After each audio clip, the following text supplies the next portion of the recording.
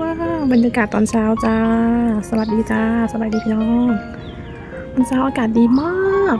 ทุกคนตอนเช้านะเดินเล่นตามสนามหญ้าตอนเช้านี่แบบอากาศสดชื่นสุดๆเลยทุกคนดูดิสิได้กินบ่เนาะปีนี้มองๆกันไหม